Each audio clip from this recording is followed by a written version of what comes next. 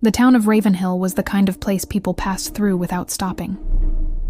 The cobblestone streets, shuttered bookstores, and the old clock tower that hadn't moved a minute in 15 years, all whispered of forgotten time. Elena Carter wasn't supposed to be there. She was on her way to a new job in the city. Fast-paced, ambitious, future-focused. But halfway through the hills, her car coughed, sputtered, and died with a final puff of smoke. Her phone showed no service.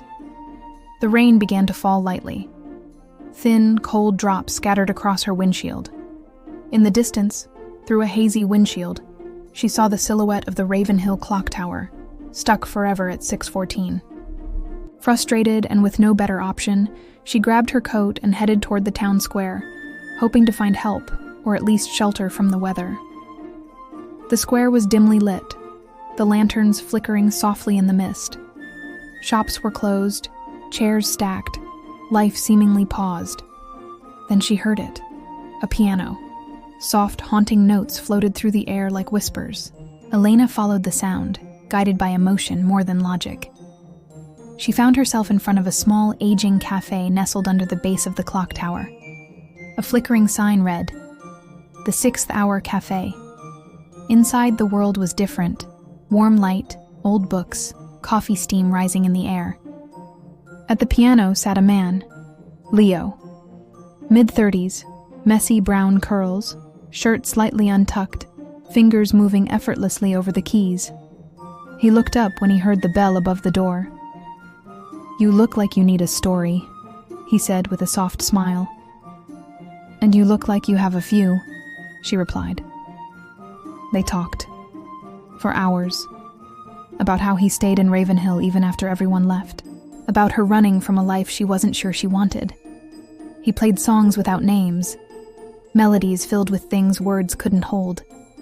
She told him she hadn't cried in years. Until now. Outside, the rain grew stronger, turning the window into a silver painting. Inside, they sat closer, not touching, just connected. She asked about the clock. Leo smiled. "It broke during a storm. The night my mother died.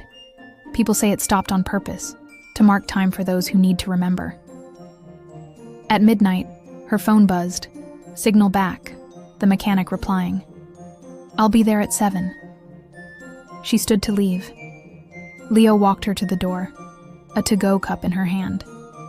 "Come back sometime," he said, his voice quiet. "Even if it's just to hear the song you inspired."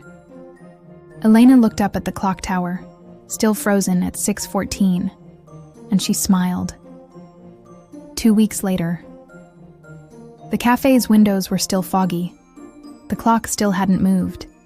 But on that same rainy evening, the bell above the door rang again. And this time, it wasn't just Leo playing the piano. It was Elena, sitting beside him,